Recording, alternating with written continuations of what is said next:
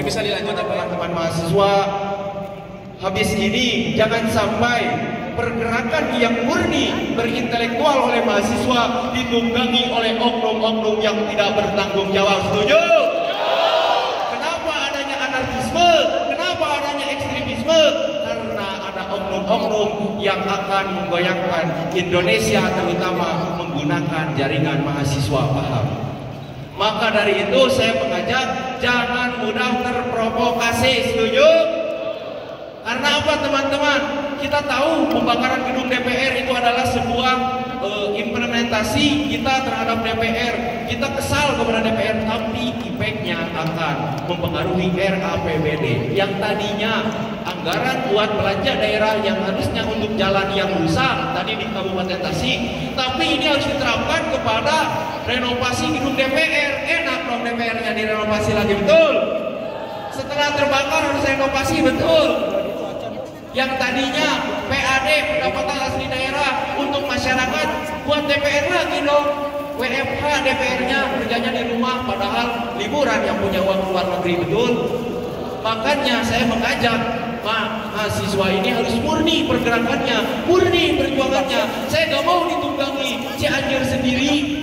Kemarin banyak oknum yang menunggangi sehingga kami dikejar oleh oknum Brimob ke dalam kampus. Sudah hilang alam kekeluargaan di dalam kampus karena Brimob sudah mau masuk. Aparat Bapak Kapolda izin, memang saya turut prihatin melihat video dari Unisba ketika anak-anak mahasiswa tengah malam didatangi polisi membawa gas air mata yang tentunya banyak memakan korban sehingga dilarikan ke rumah kesehatan. Betul, mungkin dari Unisba saya apresiasi tadi telah menyampaikan aspirasinya.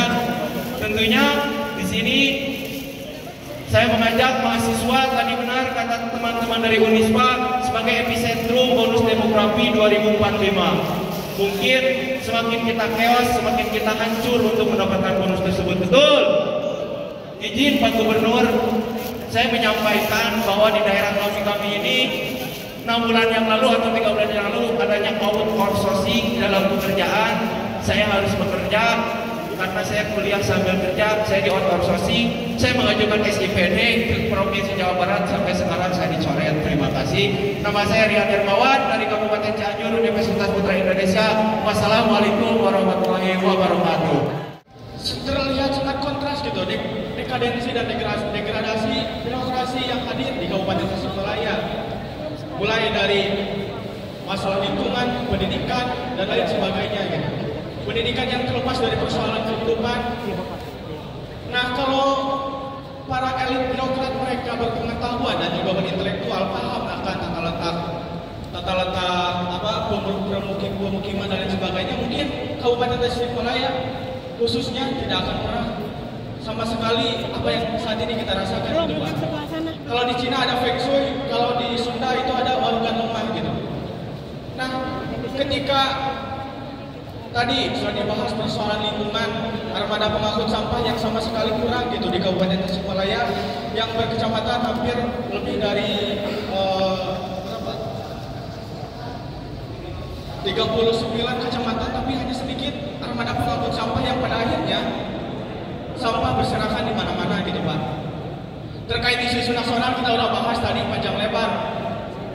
Ini juga menyikapi persoalan kegagalan birokrat dari riset teknologi yang kemudian kita sama sekali masih ditunggangi gitu, Pak. Kita para pemikir, para cendekiawan, mereka pun tidak mempunyai akses gitu untuk meluapkan apa yang mereka pikirkan dan merealisasikan apa yang mereka pikirkan juga, Pak. Itu yang menjadi problem khususnya. Saya tidak akan awal-awal kemana-mana, tapi saya fokus adalah untuk persoalan isu daerah. Saya mohon tekankan kepada Pak Gubernur untuk lebih meningkatkan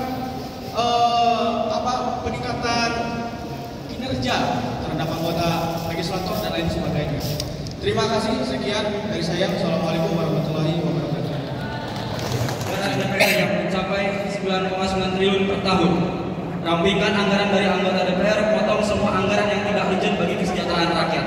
Selanjutnya, hapuskan perlakuan istimewa yang menciptakan kesenjangan dengan rakyat seperti PPh 21 ditambah APBN, sistem pengawalan khusus transformasi reformasi hanya cukup dengan transportasi umum gratis.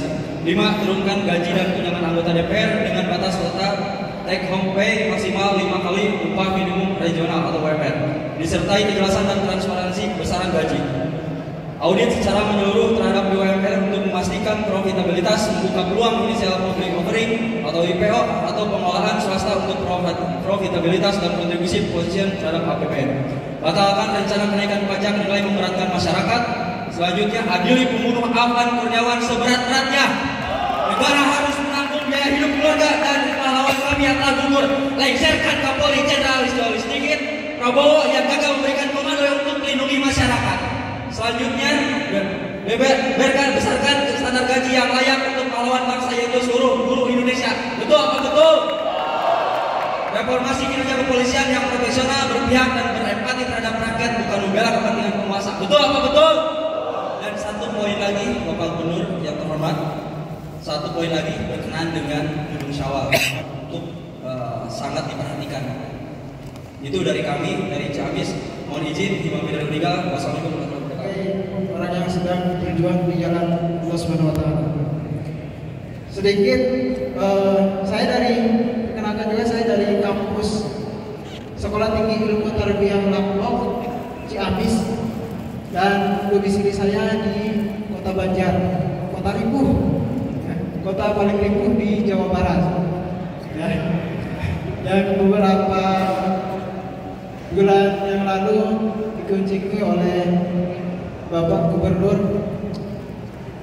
Saya di sini ingin menyampaikan suatu keresahan saya, yang dimana saya sekolah di Kecamatan Laknok, yang mana di Kabupaten Ciamis Selatan ini menjadi salah satu hukum tani nasional. Namun dalam setiap hujan di jalan yang setiap saya lalui untuk pergi ke kampus itu selalu banjir. Ini sudah terjadi sekitar 20 tahun, 10 tahun lagi. Namun setiap periode pergantian kepemimpinan hanya janji-janji yang datang, hanya janji politik, namun tidak ada tindak lanjut sampai dengan sekarang. Itu yang pertama. Dan yang kedua, terakhir juga, saya berdomisili, alhamdulillah sudah domisili di warga Banjar, dan di mana UMKM paling rendah. Dan saya juga seorang pengajar di salah satu madrasah swasta. Maka dari itu saya sangat merasakan gitu, Pak. Merasakan bagaimana gaji guru ini sangat rendah di Kota Banjar, Pak. Maka dari itu mungkin di hadapan Bapak Gubernur bisa lebih meningkatkan lagi, memperhatikan gaji guru di Kota Banjar. Mungkin itu saja yang dapat saya sampaikan. Hidup mahasiswa! Hidup mahasiswa! Hidup rakyat Indonesia! Hidup perempuan yang melawan. Sekian dari saya. Assalamualaikum warahmatullahi wabarakatuh. Jawa Barat bukan tentang Bogor, tapi Jawa Barat adalah tentang seluruh masyarakat dan seluruh tanah air yang ada di Jawa Barat itu sendiri. Jawa Barat bukanlah campuran, tapi Jawa Barat merupakan persenyawaan. Hidrogen ketemu oksigen jadi molekul air. Air bukan termasuk hidrogen, air juga bukan termasuk oksigen, tapi air adalah campuran dari hidrogen dan oksigen. Begitupun pula kita Jawa Barat. Semoga dengan berkumpulnya kita di sini menjadi wasilah majunya Jawa Barat, dan Jawa Barat menjadi provinsi yang baldatun Batu Bogor. Perkenalkan, nama saya Randy Hidayat. Saya dari Universitas Islam Kiai Haji Ruhiyah Cimasu, Kabupaten Tasikmalaya. Paling tidak ada beberapa hal yang perlu kita perhatikan. Dan sebelum itu saya ingin cosplay dulu seperti Pak Presiden. Hei Gubernur Jawa Barat, hei DPRD Jawa Barat, hei Kapolda Jawa Barat, hei Kodim Jawa Barat, hei seluruh Forkopimda Jawa Barat. Sorry, hei Pangdam Jawa Barat. Soalnya para kenal di TNI apa? Siapa TNI? Wajib dicurigai kan TNI kan?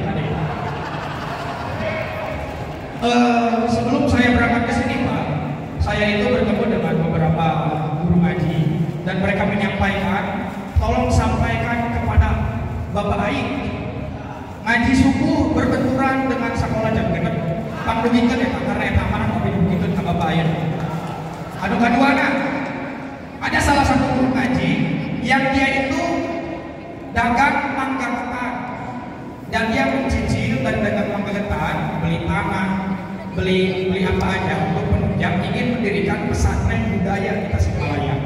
Karena disadari atau tidak disadari Pak, pesantren itu menjadi salah satu lembaga yang melestarikan bahasa Sunda dengan tradisi Kalokan. Betul apa betul?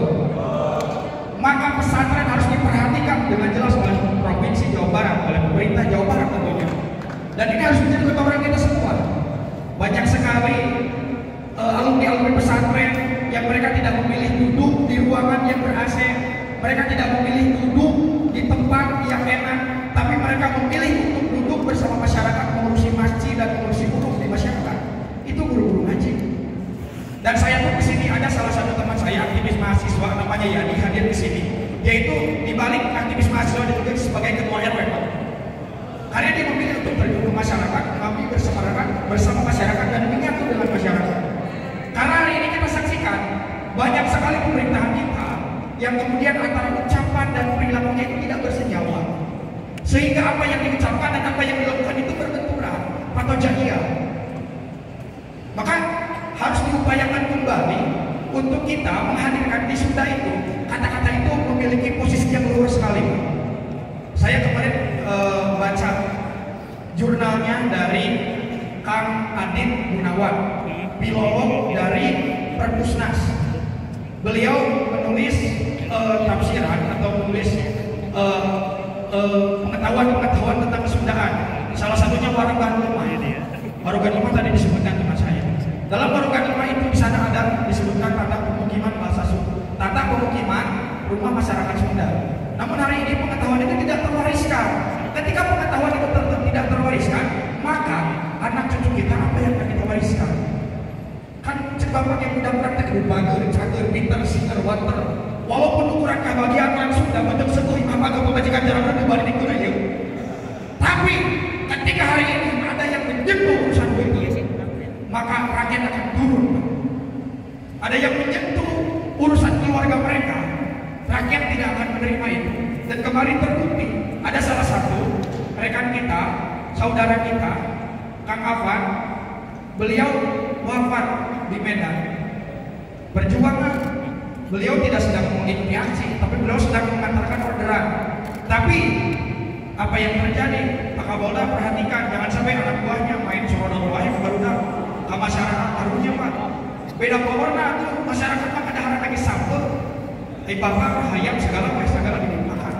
Harusnya masyarakat bejakan lain Pak.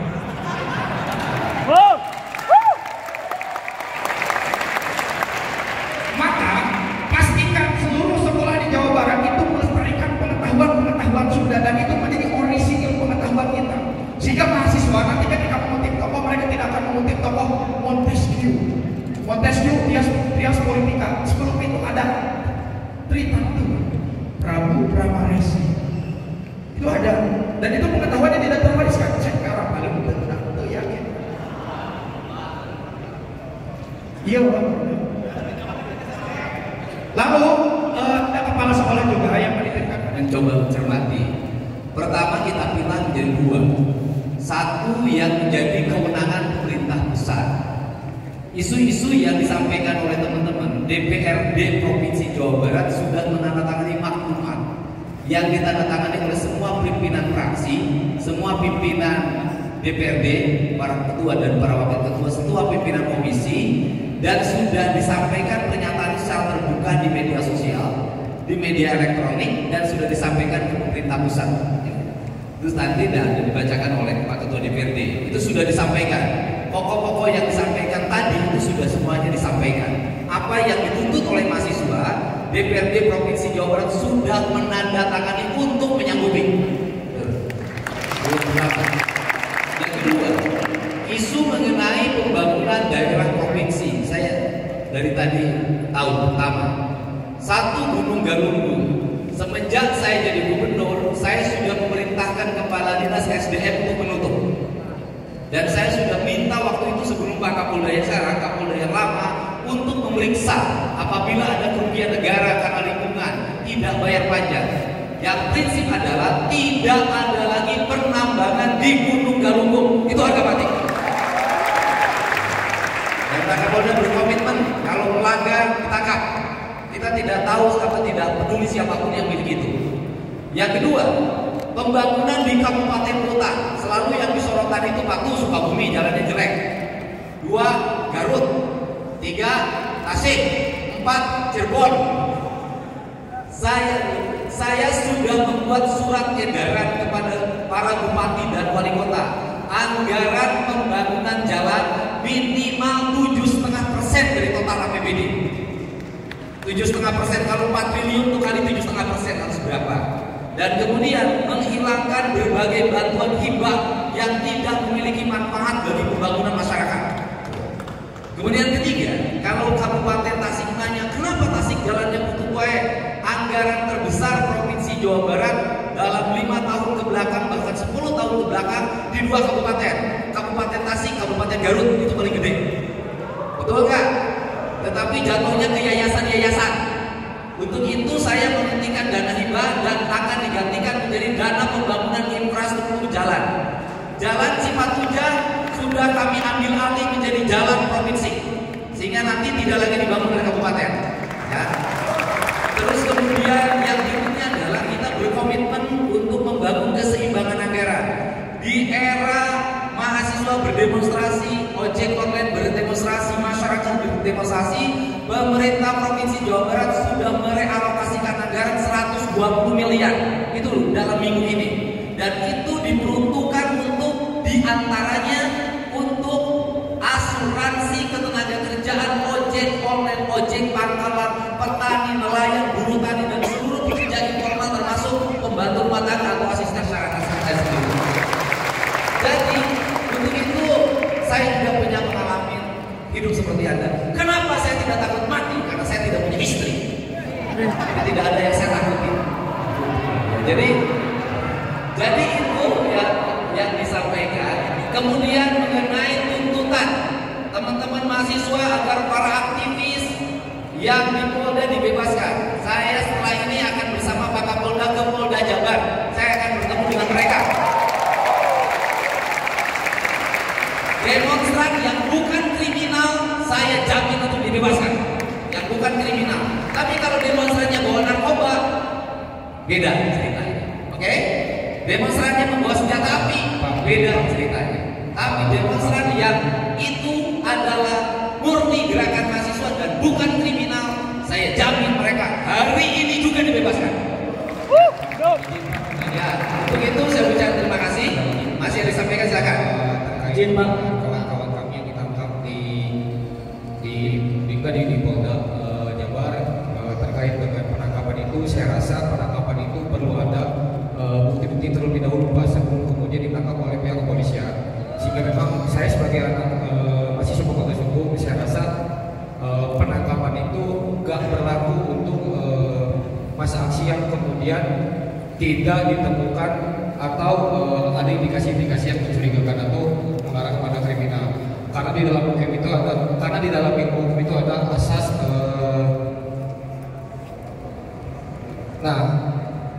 jadi saya nggak apa bahasa Belanda soalnya Pak. Jadi saya rasa buat teman-teman yang kemudian tidak ada indikasi-indikasi kriminalitas serta barang bukti atau fakta-fakta di lapangan yang mengarah kepada tindak pidana itu bisa dilepaskan Pak. Karena bagaimanapun mereka mempunyai hak konstitusionalitas sebagai warga negara Indonesia yang dijamin kebebasan berpendapat, ekspresi, berkumpul, berserikat di negara kesatuan Republik Indonesia ini Pak. Itu sih Pak buat kawan-kawan kami Pak ya. Terus saya juga ingin menyampaikan sih Pak, kebetulan saya dari Bogor Pak, pendapat tindakan kriminalisasi. Banjir kemarin di Puncak itu salah satu faktornya adalah terkait dengan Sumarekon Bogor ini Pak, yang tadinya dia diperuntukkan untuk lahan konservasi sesuai dengan rencana tata ruang tata wilayah, yang kemudian dia masuk tahun 2020 sedangkan perda yang berlaku Sumarekon di daerah situ diperuntukkan buat skala perumahan skala permukiman, bukan perumahan skala perkotaan. Tapi hari ini Sumarekon itu udah skala perkotaan, Pak. Sehingga serapan air di tanah-tanah itu udah mulai mengurang, Pak. Sehingga dampaknya adalah ke puncak yang harusnya jadi daerah ruang terbuka hijau, serapan airnya itu banyak, tapi hari ini nggak begitu terserap, Pak. Nah, jadi seperti itu, Pak, saya bisa sampaikan. Dan juga izin kawan-kawan, karena ini forum kita bersama, tadi juga Pak Kade menyampaikan bahwa ini bahkan mau diperpanjang juga menjadi soal, Pak, ya. Karena memang ini bagian dari agenda pemerintah provinsi untuk belanja masalah dari tiap-tiap wilayah yang ada di daerah di Jawa Barat, Pak, ya. Maka daripada itu, untuk kawan-kawan jangan sungkan, jangan takut, jangan merasa teman-teman gak punya apa yang disampaikan. Saya rasa teman-teman punya aspirasi, saya rasa teman-teman punya keunikan lain-lain, sehingga harapannya bisa disampaikan ke Bapak Deddy Mulyadi, dan saya harap yang disampaikan itu benar-benar ditindaklanjuti, Pak. Dan sedari tadi aspirasi yang disampaikan oleh teman-teman itu nggak ada tanda tangan dari Bapak KDM.